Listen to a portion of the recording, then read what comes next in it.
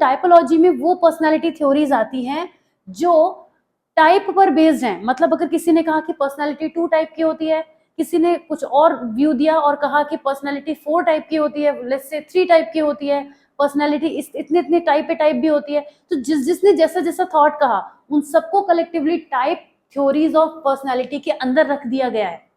Okay, I getting my point कि type theories of personality क्या है? ये कोई और अलग से टाइप थ्योरी नहीं है, वो सभी थ्योरीज जिनमें पर्सनालिटी को टाइप में डिवाइड किया गया है टाइपोलॉजी के अंदर आती हैं। और कई सारे पॉइंट्स आएंगे, आज हम टोटल 6 थ्योरीज की बात करेंगे, लेकिन बहुत आराम से आप समझेंगे। सबसे पहला जो थॉट है वो हिप्पोक्रेट्स जो कि एक फिजिशियन थे उनका है, इनसे शुरुआत करेंगे। ये पहला है हमारे पास पॉइंट। उन्होंने पर्सनालिटी की एक टाइपोलॉजी प्रपोज की जो कि बेस्ड थी फ्लूइड और ह्यूमर, जो हमारी बॉडी में प्रेजेंट होते हैं। हमारी बॉडी में प्रेजेंट होने वाले ये 4 फ्लूइड होते हैं जिनके बेसिस पर उन्होंने कहा कि किसी पर्सन की पर्सनालिटी डिफाइन की जा सकती है। बिकॉज हमारी बॉडी में 4 टाइप के फ्लूइड होते हैं। Let me repeat my words, हमारी बॉडी में 4 टाइप के फ्लूइड होते हैं, इसलिए ये वाली जो थ्योरी है इनकी, ये टाइप थ्योरी में आती है। इवन दो ये बहुत एंशिएंट टाइम की थ्योरी है, लेकिन ये टाइप थ्योरी के अंदर रखी गई है। ओके, इन्होंने ये कहा कि हर पर्सन के अंदर ये 4 फ्लूइड होते हैं। ऐसा नहीं होगा कि किसी के अंदर पर्सनालिटी का ये जो कंपोनेंट क्रिएट होगा तो फ्लूइड ही ना हो, ऐसा नहीं हो सकता। जैसे हम ये कहें कि कोई पर्सन बहुत ज्यादा सैडनेस उसके अंदर रहती है, ये जो वर्ड आप देख रहे हैं सैंग्विन, फ्लेगमेटिक, मेलनकॉली और क्लोरिक, ये वर्ड आपको इजीली समझ में आए तो उसका सिनोनिम मैंने नीचे लिखा हुआ है। That sanguine means a person who is optimistic, मतलब पॉजिटिव पर्सन। कोई पर्सन बहुत स्लो होता है, लेथार्जिक होता है, वो फ्लेगमेटिक पर्सनैलिटी में आता है। सैडनेस में रहने वाला और बहुत बाउंसी नेचर का, जंपी, फ्लक्चुएटिंग नेचर का पर्सन क्लोरिक में आता है।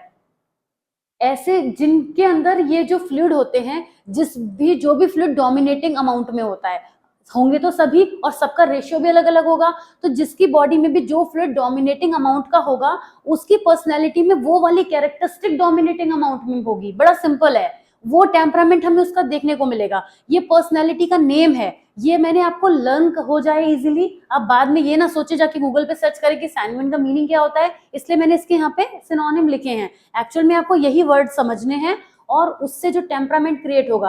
A person who is optimistic would definitely be a cheerful and active. कोई पर्सन जो बहुत सैडनेस में रहता है, मेलनकॉली काइंड ऑफ पर्सनैलिटी है, वो बहुत सैड एंड ब्रूडिंग रहेगा। तो टेम्परामेंट समझना is very easy. Once you understand the meaning of this, you would be able to define the temperament in your own words as well. So this theory was given by Hippocrates, 15th century में दी गई थी।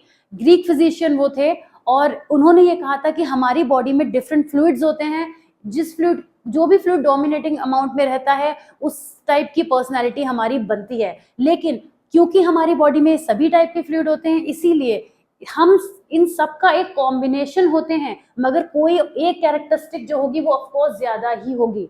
Okay, इस जो भी ज्यादा होती है उसी टाइप की पर्सनैलिटी हमारी दिखती है।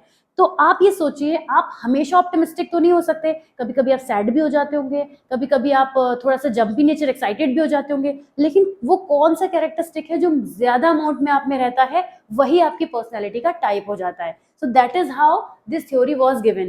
The dominance of any one fluid led to the particular personality temperament. इस तरीके से। ओके, अब आते हैं दूसरी जिसको हम यहाँ पे त्रिदोष वाली एक है और त्रिगुणाज वाली थर्ड है। एक एक करके बताऊंगी, एक हमने कंप्लीट कर लिया है। त्रिदोष वाली बड़ी ही इजी है। इन्होंने कहा कि हर पर्सन के अंदर वात, पित्त और कफ 3 तरह के दोष होते हैं। ओके, और ये सब में होते हैं।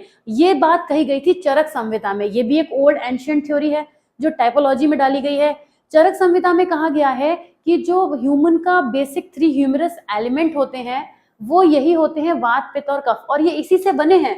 ये जो आप देख रहे हैं ना फ्लूइड, ये हमने ग्रीक उसमें पढ़ा है और ये हम इंडियन कॉन्टेक्स्ट में पढ़ रहे हैं। बात एक ही जैसी है पर अलग अलग लोगों ने कही है, अलग अलग तरीके से दी गई है।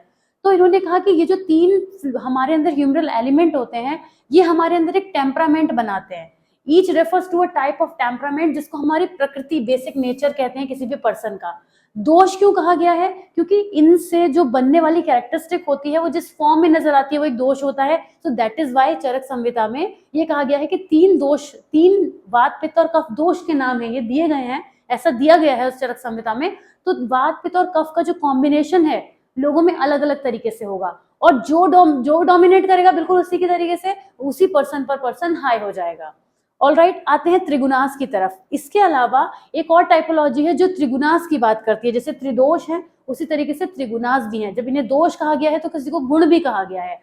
सत्व, सत्व मतलब सात्विक, सात्विक वर्ड तो बहुत सुना होगा आपने। सात्विक मतलब सिंप्लिसिटी। जो सत्व वर्ड है वो सिंप्लिसिटी से बना है। जो राजस है मीन्स राजा, मेटेरियलिस्टिक नेचर का बना है।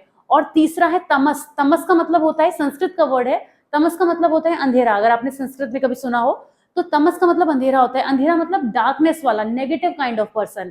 तो इस तरीके से 3 गुण होते हैं लोगों के। अब आप सोचेंगे कि नेगेटिव होना गुण कैसे हो सकता है। Again this is being said in this Trigunas theory, so that is why we are following here. We cannot manipulate or change something. Okay, तो त्रिगुणास में कहा गया है कि सत्व का जो गुण होता है वो क्लीनलीनेस मतलब सात्विक, सिंप्लिसिटी से रिलेटेड, ट्रूथफुलनेस, ड्यूटीफुलनेस, डिटैचमेंट, डिसिप्लिन, ये सारे सात्विक गुण लोगों में देखने को मिलते हैं। राजस में क्या होगा, ग्रेटिफिकेशन की डिजायर होगी, डिससेटिस्फैक्शन रहेगा। अब राजस है इसका मतलब ये नहीं, राजा जो होता है वो हमेशा और ज्यादा चाहता है, वो चाहता है ये भी राज्य मेरा हो जाए, ये राज्य भी मेरा हो जाए।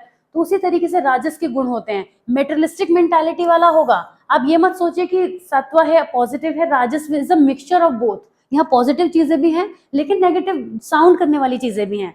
ठीक है, दूसरों के प्रति दुश्मनी रखना। राजा क्या चाहता है, राजा के दुश्मन बहुत होते हैं। उसी तरीके से राजस यानी somebody who is holding a power, इस तरीके की पर्सनैलिटी त्रिगुणास की दूसरी कैटेगरी है।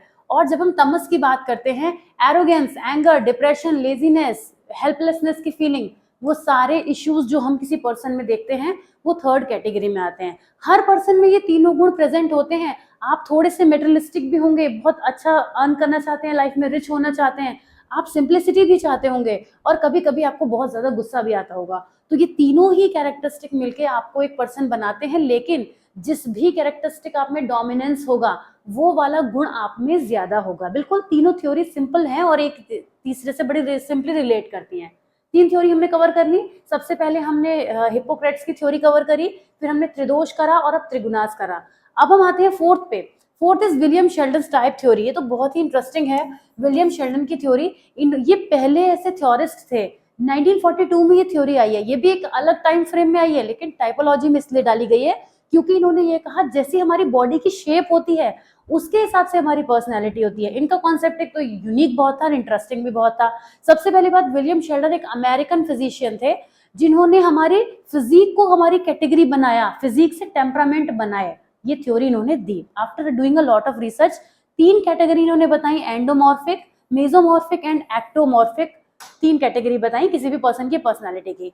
एंडोमॉर्फ्स कौन होते हैं, जो फैट, सॉफ्ट, गोल गोल होते हैं ना, गुलू गुलू टाइप के, वो दे आर एंडोमॉर्फ्स। और इनका टेम्परामेंट से ये लोग रिलैक्स होते हैं और सोशिएबल होते हैं, ऐसा इन्होंने कहा। This may not be applicable. हो सकता है आप अपने आस पड़ोस में किसी ऐसे पर्सन को जानते हो जो बहुत सॉफ्ट हो, राउंड हो, फैट हो, लेकिन ये कैरेक्टरिस्टिक ना होती हो। But this is a theory given by Sheldon, so we have to follow what he has said. Okay, so this was given by him. Mesomorphs जो होते हैं उनका स्ट्रॉन्ग मस्कुलेटर होता है, रेक्टेंगल टाइप की बॉडी होती है, स्ट्रॉन्ग बॉडी बिल्ट होती है, एनर्जेटिक होते हैं और करेजियस होते हैं। So this you have to remember again. Ectomorphs कौन से होते हैं, वो थिन, फ्रेगाइल, एकदम पतले, जो बीच में से टूट के गिर जाएं, इस टाइप के जो होते हैं, उनकी बॉडी बिल्ट होती है और वो बहुत ब्रेनी होते हैं, आर्टिस्टिक होते हैं और इंट्रोवर्ट होते हैं। This is what Sheldon has said.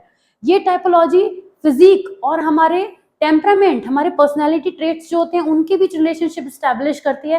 तो ये एक बहुत ही डिफरेंट पर्सनैलिटी थ्योरी है जो कि विलियम शेल्डन ने दी थी, and this is one of the typology. आते हैं कार्ल जंग की थ्योरी पर, जो इंट्रोवर्ट एक्सट्रोवर्ट, जो कि आप अपने बारे में कहते हैं इधर यार इंट्रोवर्ट और एक्सट्रोवर्ट, लेकिन बीच की कैटेगरी भी होती हैं। लेकिन शुरुआत में उन्होंने 2 ही कैटेगरी बताई थी, इंट्रोवर्ट और एक्सट्रोवर्ट। इन्होंने अपनी थ्योरी में ये कहा कि लोग जिस तरीके से रहना पसंद करते हैं, जिस तरीके का लाइफ स्टाइल प्रेफर करते हैं, जो उनकी प्रेफरेंस होती है based on the social context, लोगों के सोशल लेवल पर किस तरह से बिहेव करते हैं, उसके बेसिस पर इंट्रोवर्ट और एक्सट्रोवर्ट 2 टाइप के लोग होते हैं। जो लोग अकेले रहना पसंद करते हैं, दूसरों को अवॉइड करते हैं, सोशल विड्रॉन रखते हैं, इमोशनल कॉन्फ्लिक्ट ज्यादा फील करते हैं, शाय होते हैं नेचर में, वो इंट्रोवर्ट होते हैं। आजकल तो इंट्रोवर्ट होना एक ट्रेंड हो गया है, everybody want to show themselves like they are introvert, so that's something interesting these days. लेकिन पहले एक्सट्रोवर्ट होना बड़ा अच्छा माना जाता था, अरे वो एक्सट्रोवर्ट है, बहुत तारीफें होती थी। खैर अब दोनों ही बहुत अच्छे हैं, मैं तो ये कहूंगी, दोनों की अपनी अपनी कैरेक्टरिस्टिक्स होती हैं और दोनों के ही प्लस हैं, दोनों के ही माइनस हैं। So extroverts on the other hand are sociable, outgoing, drawn to occupation, लोगों के साथ ज्यादा घुलना मिलना पसंद करते हैं, सोशल एक्टिविटी में ज्यादा इन्वॉल्व रहते हैं, ज्यादा चेयरफुल होते हैं, टॉकेटिव बहुत ज्यादा होते हैं। So these are extrovert. आप क्या हैं, इंट्रोवर्ट हैं, एक्सट्रोवर्ट, जरूर कमेंट्स में बताइएगा। So I would be excited to know. Friedman and Rosenman, ये 6th थ्योरी है, ये हमने जो पढ़ी थी अभी। इंट्रोवर्ट ये 5th थी, ओके। और इससे पहले जो हमने पढ़ी थी एंडोमॉर्फ्स, मेसोमॉर्फ्स, एक्सोमॉर्फ्स वाली, ये 4th थी, ये तो मैंने मार्क भी कर दिया था, ठीक। अब आते हैं 6th थ्योरी की तरफ, जो कि लास्ट है, फ्राइडमैन एंड रोजनमैन। ये भी बहुत इंटरेस्टिंग है, आपको ये पढ़ के भी बहुत मजा आने वाला है। फ्राइडमैन एंड रोजनमैन ने क्या करा, टाइप ए और टाइप बी पर्सनैलिटी क्लासिफाई करी। टाइप ए पर्सनैलिटी वो होते हैं जो बहुत हाई मोटिवेशन में होते हैं, जंपी नेचर के होते हैं और मोटिवेशन में बहुत ज़्यादा हाई होते हैं, इनके अंदर पेशेंस बिल्कुल नहीं होता। टाइप ए पर्सनैलिटी वाले जो लोग होते हैं वो किसी भी काम को जल्दी जल्दी करना चाहते हैं, इन्हें लगता है कि हमेशा टाइम कम है, काम ज़्यादा है, और बहुत ज़्यादा ये एक्टिव रहते हैं, फिजिकली बहुत एक्टिव रहते हैं, एक संग माइंड में 50 थॉट्स चलते हैं। These all are the characters of type A personality. अब क्योंकि ये बहुत ज़्यादा वर्क से बर्डन रहते हैं और रिलैक्स नहीं हो पाते, इस वजह से इनको फिजिकल डिसीजेस जल्दी पकड़ लेती हैं, जिसमें कि CHD, अगर हम हार्ट डिसीज की बात करें तो टाइप ए पर्सनैलिटी को जल्दी पकड़ लेती हैं। और टाइप ए पर्सनैलिटी को कई बार हमने high BP, high cholesterol level, इन सब चीज़ों से भी सफ़र करते हुए देखा जाता है। अब जो टाइप बी पर्सनैलिटी होती है, फ्राइडमैन एंड रोजनमैन ने पहले 2 ही कैटेगरी दी थी, टाइप ए पर्सनैलिटी और टाइप बी पर्सनैलिटी। बाद में इसको फर्दर मॉरिस ने कैटेगरी को और आगे बढ़ाया, लेकिन type B personality type A का जस्ट ऑपोजिट होती है। They are very cool, calm, composed, they will take time to do something, they are not at all in hurry, they would love to explore and they would always look for alternative options, और जल्दबाजी नहीं करते। तो ये relax type के होते हैं, relax pro max type होते हैं, इसलिए टाइप बी पर्सनैलिटी वाले जो होते हैं वो टाइप ए के ट्रेट्स इनमें एब्सेंट होते हैं, ओके। इस टाइपोलॉजी को और आगे बढ़ाया मॉरिस ने, जिन्होंने C और D कैटेगरी भी बताई। टाइप सी पर्सनैलिटी वो पर्सनैलिटी है जिसमें जो कोऑपरेटिव, अनअसर्टिव और पेशेंट होते हैं, ये नेगेटिव इमोशंस को सप्रेस कर लेते हैं, एंगर को दबा लेते हैं और अपनी अथॉरिटी को कॉम्प्लेंस करते हैं। मीन्स जो इन्हें कहा जाता है ये वैसा ही करते हैं और अपनी इमोशंस को डीप अंदर अपने अंदर हाइड कर लेते हैं, ठीक है। और जल्दी they are prone to cancer, ऐसी पर्सनैलिटी होती है ये। फिर टाइप डी पर्सनैलिटी वो आती है जो एक्सट्रीम लेवल का डिप्रेशन वाले होते हैं, जैसे आपने कबीर सिंह मूवी में देखा था ना, तो वो पर्सन जो इतना एक्सट्रीम लेवल की नेगेटिविटी को दिखाता है वहां पे, तो that is the type D personality, okay. This is the best example I could give. तो टाइप डी पर्सनैलिटी डिप्रेशन को जल्दी पकड़ लेते हैं, मतलब डिप्रेशन इन्हें जल्दी पकड़ लेता है, I would say, because of their characteristic. तो क्विकली अगर हम क्लास को समराइज करें तो ये जो हमने टाइपोलॉजी पढ़ी है वो फ्लूइड एंड ह्यूमर पर बेस्ड थी, ये 4 कैटेगरीज थी। उसके बाद त्रिदोष में ये 3 दोष हमने पढ़े, त्रिगुणाज में ये 3 गुण हमने पढ़े, शेल्डन की थ्योरी में ये 3 टाइप हमने पढ़े, कार्ल यूंग की थ्योरी में हमने इंट्रोवर्ट एक्सट्रोवर्ट पढ़ा, और फ्राइडमैन एंड रोजनमैन की थ्योरी में मॉरिस ने इसको डिफाइन किया था, ये 4 कैटेगरी पढ़ी। सो this was it for the class. I hope ये टाइपोलॉजी आपको समझ आई होगी, ये वीडियो भी आपको पसंद आया होगा। If you have found it useful then please press the like button and I will see you soon in the next part of this chapter, and keep studying well, and I will see you soon. Take care. Bye bye.